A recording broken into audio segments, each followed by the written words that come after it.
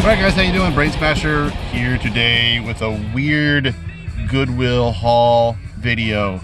So I was out running some errands, taking care of getting a tire replaced.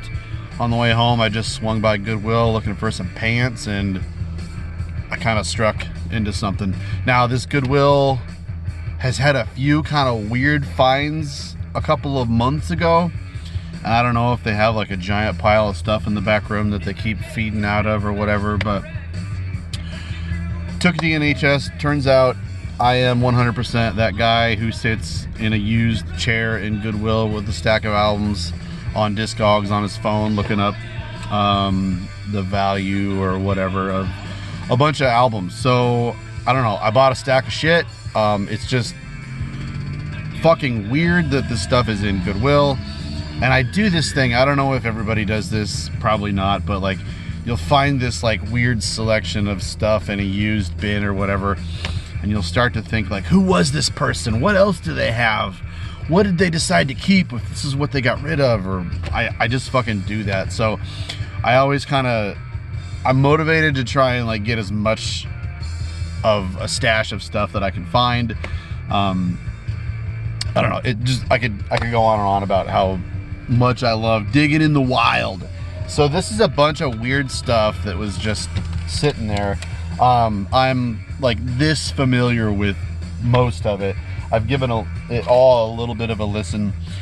So this isn't going to be as much of, reviews of these albums. It's just like, look at this shit I found in the wild. Isn't it fucking weird? Honestly, this is so bizarre. So like I left a ton of stuff behind too. Like I did sit down with a stack of like 25 CDs and I looked a bunch of stuff up that I wasn't familiar with. It looked like it was kind of maybe good. There was some stuff that like, I don't know, late 90s, early 2000s, kind of gothic industrial, kind of techno industrial metal kind of stuff that I was like, no fucking way. But what I got, I guess I'm pretty stoked on. I paid $2 a piece, so like, I don't know, not a big deal. And what we're listening to, I'll talk about eventually. But the first one, and maybe the highlight of this whole pile, is Depression. This is Chronic Depression. I was only really, just a little bit familiar with this band because of their split with Hemorrhage. And it wasn't until Eric Bauer brought up this album a couple of years ago in a video that I realized, like, I need to check these guys out again. So here we are. It says 10 years anniversary album. I don't really know much about this band. I'm guessing they're German or Austrian or something, but upon a cursory spin, this is fucking awesome. It also comes with this like inkjet printed sticker.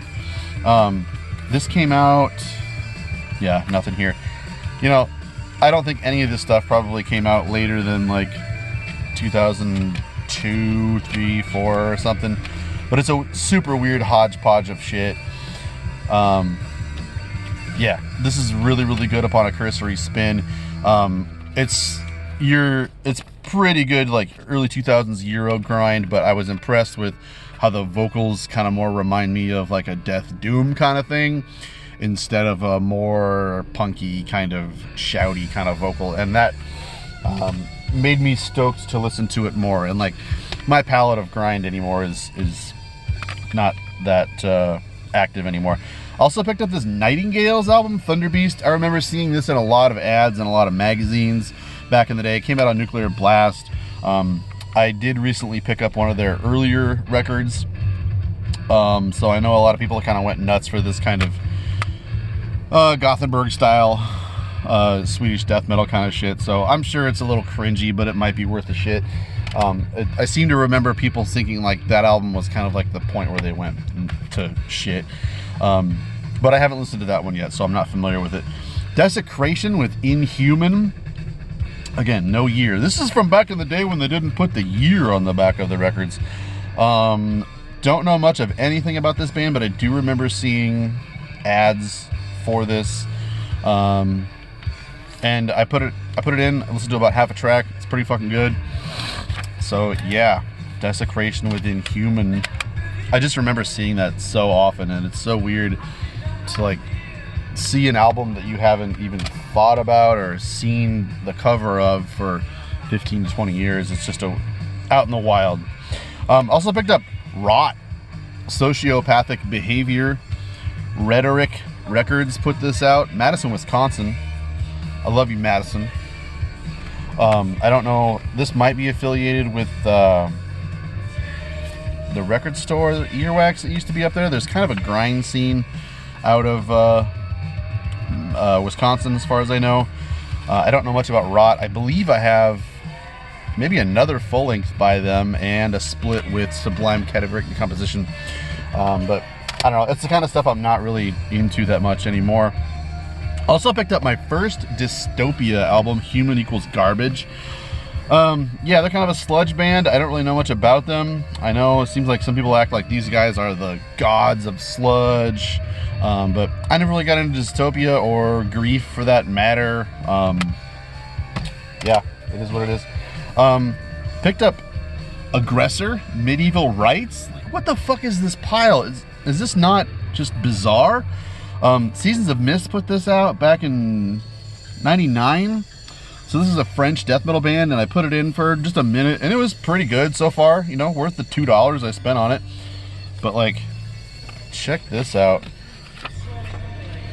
Tell me this guy is not in fucking extreme More Than Words, man.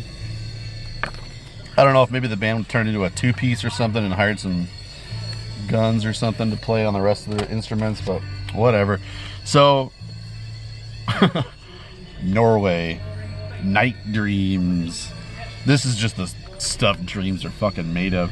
I swear I'm familiar with this band already.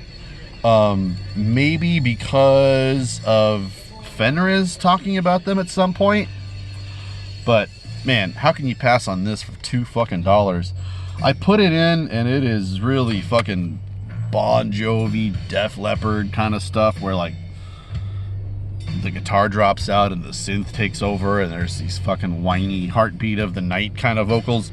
But I put this in, I listened to the first song, and I swear I remembered this first track. So I have listened to this before. It came out in 97, which was the reason I wound up buying it. I mean, there's a lot of reasons, but I was like, all right, 97, I bought it. Also, Snakeskin Pants. That is how you rock. Sealed copy of Abscess, Seminole Vampires, and Maggot Men. I always thought back in the day when I saw this in advertisements, I was like, man, fucking piss jokes and death metal, whatever, I'll pass. But I've heard good things about Abscess, so not sealed anymore. I'm gonna check this out. I know there's like members of Autopsy or something, but this is definitely one of those things back in the day I was like, whatever, I'm good, Relapse, thank you. So now I have it. I've been kind of surprised to see people talking about this band more and more throughout the years. I just kind of always thought this would be a forgotten whatever as time went on. This also caught my eye. Death of Millions, Frozen, a Singapore label, Desiree Productions, which I had heard of, put this out. This band is out of Texas, and they're like a brutal death metal band.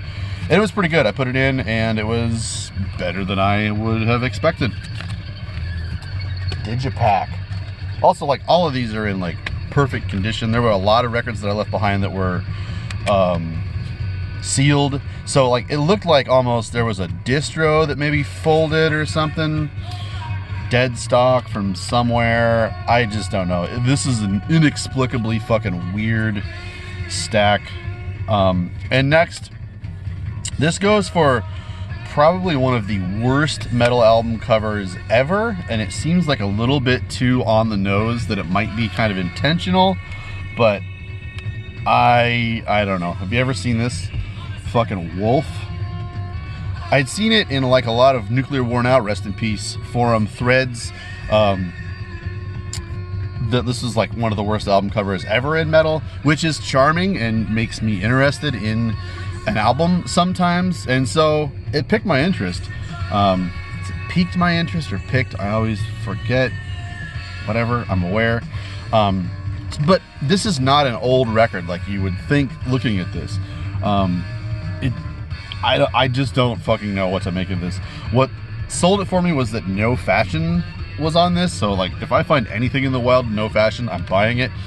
Prosthetic Records, however, reissued this in,